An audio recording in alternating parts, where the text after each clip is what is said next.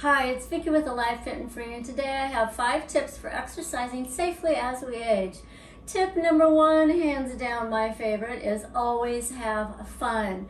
We need to enjoy what we're doing to stay consistent and keep going. If you like to dance, go dance. If you like to swim, swim. But find something that you love, or if you don't, play a game with yourself and make it fun.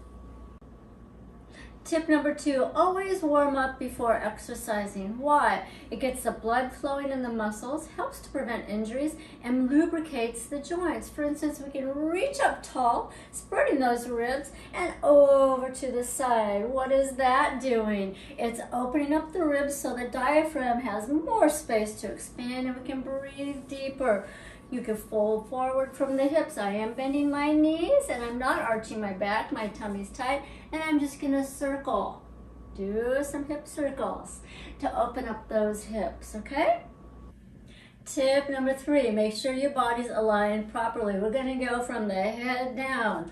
So make sure your neck is not jutting forward or leaning way back. You want it in alignment with that spine. We want a neutral spine going all the way up and down.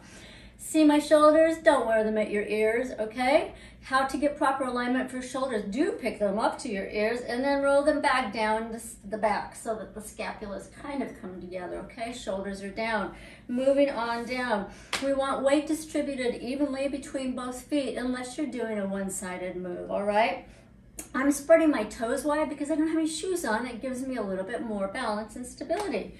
My feet and knees and hips are all in alignment underneath my shoulders. Okay, I want to talk about core alignment. This is really, really important. From the side, it looks like this. This is how I'm standing. Everything's in line.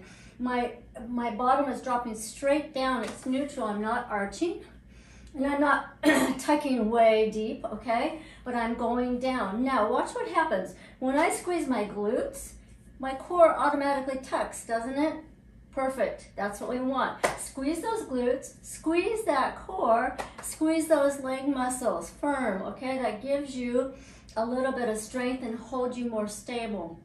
If you're doing core work especially, notice that when I'm just standing here, I have a natural arch in my back. When I contract my core, it pulls that arch out. So my body almost goes into a C curve. That's good. We don't want it over-exaggerated, but we do want that core tight, those glutes tight. That all helps to protect the lower back. Same thing in the chair, guys. You're gonna come to the front of your chair. Feet are going to be a little bit wider than hips because that gives you more stability, okay?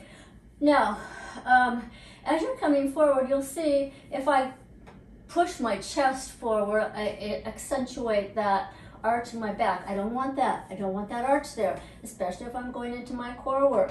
So I want you to try this. Sit normally in a chair. Feel that arch in your back. Now squeeze the tummy. What happens?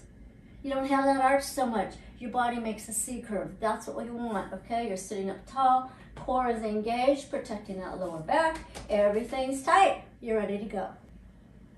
Tip number 4, protect your joints. Don't lock joints, okay? What I mean by that is, suppose I'm standing and I'm going to be doing a move, a balance move, for instance, okay? I'm going to keep my knees soft because if I straighten up, what happens? It throws my balance off and I'm more likely to lose my balance and to fall, okay? When those knees are soft and they act as a shock absorber, this is taking the balance into the lower body, so you're less likely to fall. Plus, you're protecting your knees. You don't want to lock your knees, especially if you're using weights.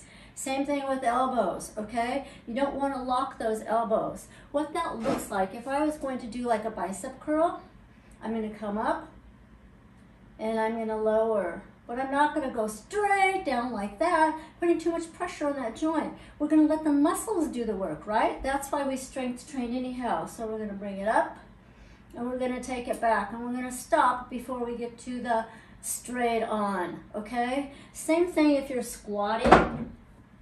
So you're going to squat back. Whoops, get my balance. You're going to squat back, and you're going to come up, and you're going to keep those knees soft because, again, it's really easy to lose your balance if you're locking those joints.